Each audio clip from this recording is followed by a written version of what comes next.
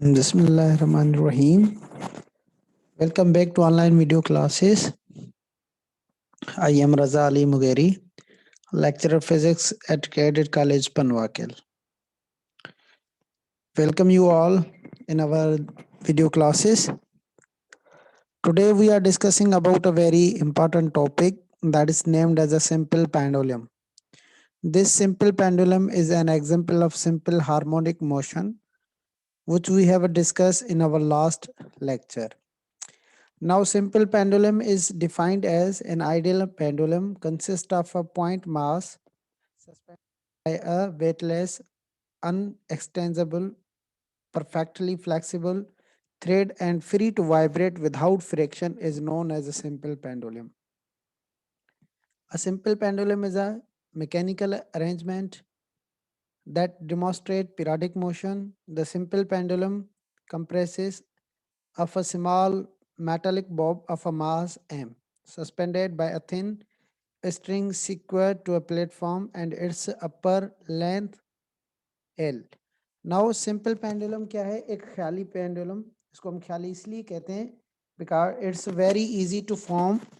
कैसे बना सकते हैं कि कोई भी स्मॉल मेटालिक बॉल लें, कोई भी स्मॉल मेटालिक मटेरियल लें, उसको आप उस स्ट्रिंग के साथ अटैच करें, जो स्ट्रिंग जिसके अंदर कोई वजन ना हो, वो स्ट्रिंग जैसे उसके ऊपर मास पड़े तो उसके अंदर एक्सटेंशन ना है और वो फ्लेक्सिबल भी ना हो। ऐसे स्ट्रिंग के साथ अगर आप उस बॉल को अटैच करेंगे then it will behave like a simple pendulum. As you see in the diagram कि हमारे पास एक मेटालिक बॉल है जिसको हमने अटैच किया है एक स्ट्रिंग के साथ और स्ट्रिंग का एक एंड हम क्या कर रहे हैं किसी भी रिजिड सरफेस के साथ फिक्स करते हैं।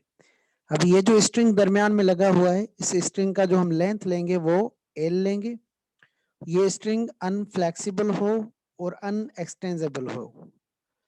अगर इस सिंपल पेंडुलम को हम क्या करें, अपने मीन पोजीशन से या सेंट्रल पोजीशन से डिस्प्लेस करें, जैसे कि दो एक्सट्रीम पोजीशन है यहाँ बन रही हैं, एक एक्सट्रीम पोजीशन है बी, दूसरा है सी।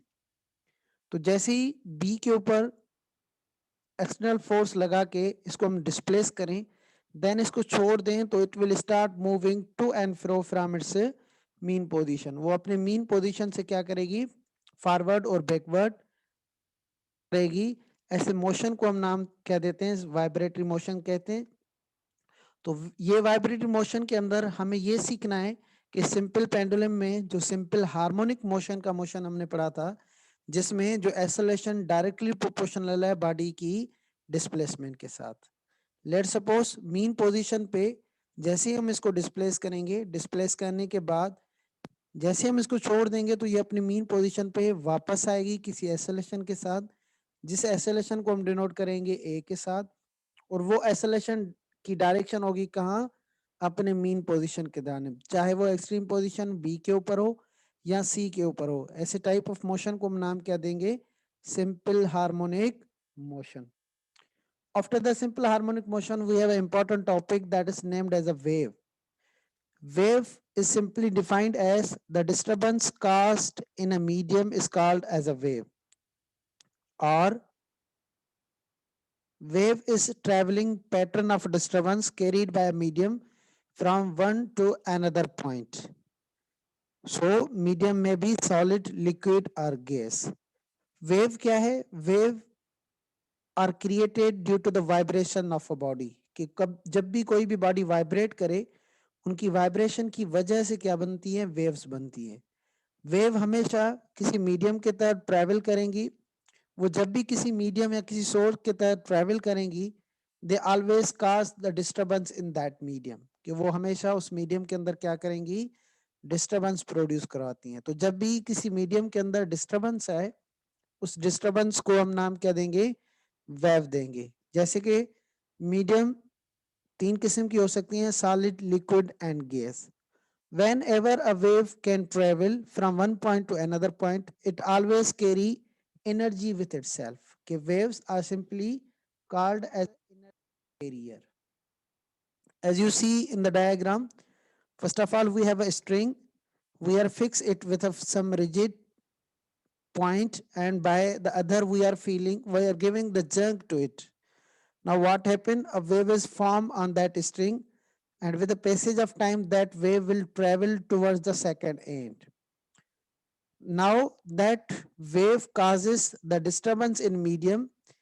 With the with that disturbance it always travel. As you see in the water, whenever we dip anything in a water, the circular waves are created around that water, and it transmitting or traveling in all direction. We have a types of wave, and there are mainly two types of wave. First is mechanical wave or material wave. Second is electromagnetic wave. Mechanical wave are simply as the wave which require medium for their propagation or for their traveling.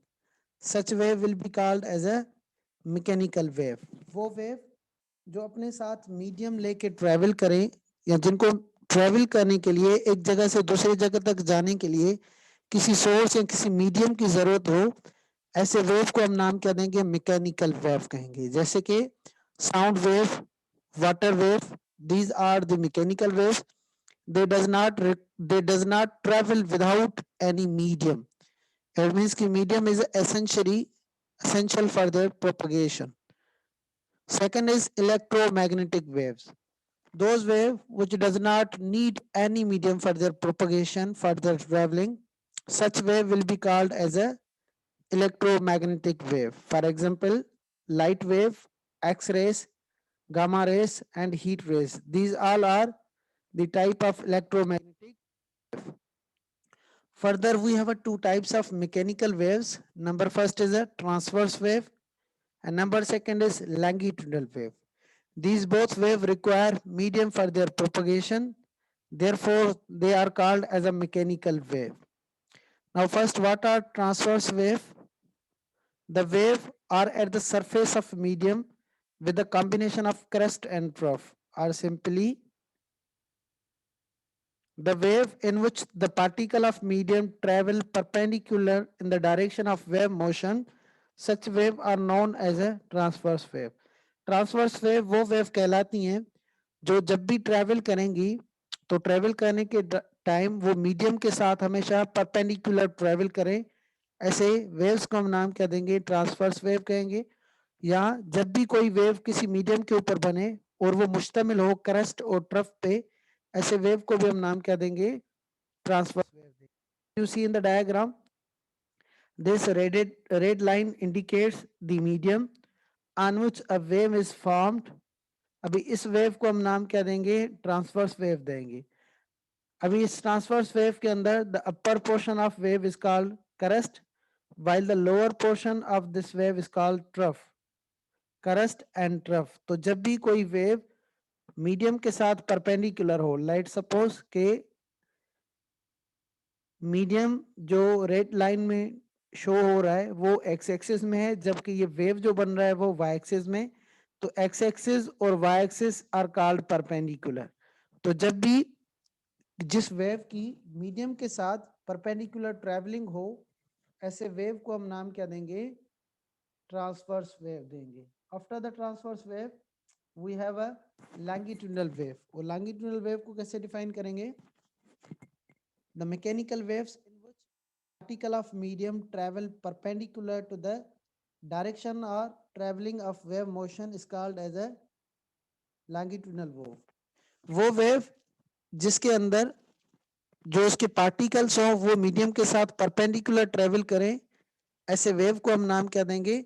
Longitudinal wave. ये भी mechanical wave है, ये भी अपने साथ medium हमेशा लेती हैं ट्रेवल करने के लिए. A sound wave is a longitudinal wave. These waves are pressure wave because they compress their medium, and they are also called as a compression wave. तो हमेशा जो longitudinal waves हैं वो कंप्रेशनल वेव भी कहलाती हैं, या ये जब भी मीडियम के साथ क्या करेंगी? ट्रैवल करेंगी पर पैरेलल के अंदर. उसके अलावा ये लॉन्गिट्यूडनल वेव हमें कंप्रेशन और रेयरिफिकेशन के फॉर्म में मिलती है.